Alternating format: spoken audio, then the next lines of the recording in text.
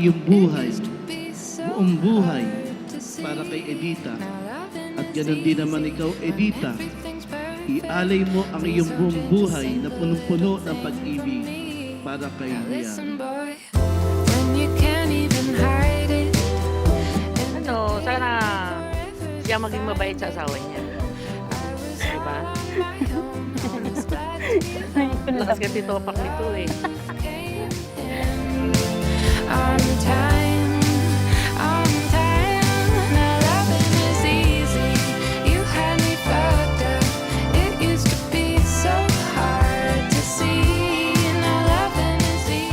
Magpakahirap ka, magsakripisyo, maging matyaga, maging matiising, sapagkat doon mo makikita yung diwa ng pag-ibig.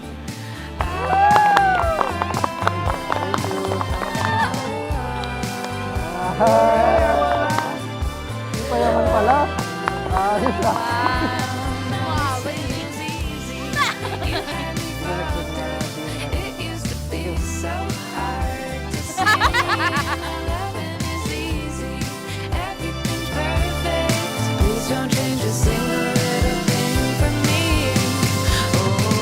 Yun naman ang ating hangan, maging masaya.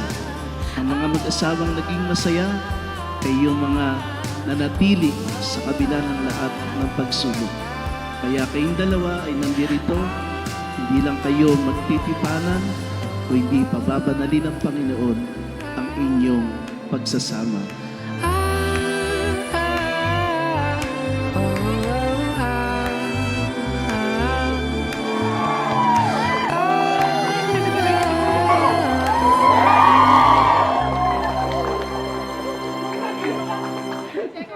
Uno, Tita Rose, finally dumating na yung nakahintay natin na ikakasal tayong dalawa sa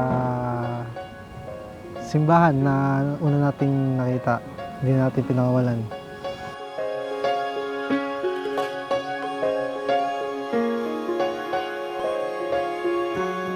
Kaya tayo dito ay nagdiriwang ng kasal sa simbahan.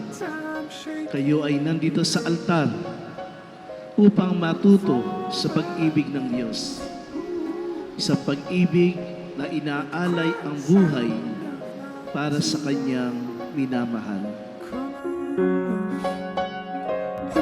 Dos, Oliari. Siyempre, una sa lahat, thank you. Kasi yung sinabi lang magpakasal, pinilit natin sa simbahan kung ano talaga yung gusto ng tatay ko kung nagpakasal. Nasa simbahan.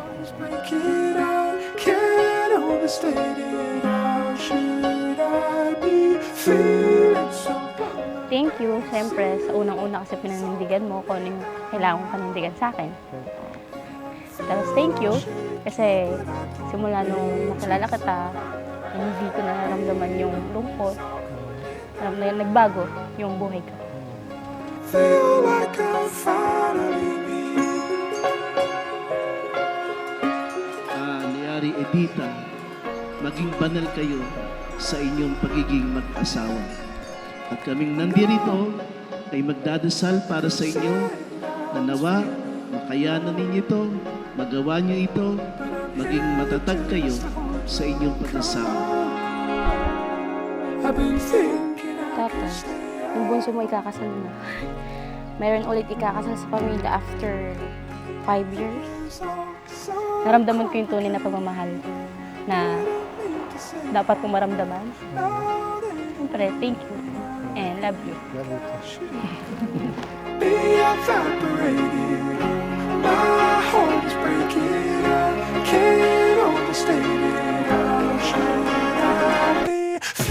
Sa kapangyarihan ng ating Panginoon Diyos, si Liari at Edita ay ganap ng mag-asawa at tanda ng ating pagtanggap, palakpakan natin sila bilang mga bagong kasal.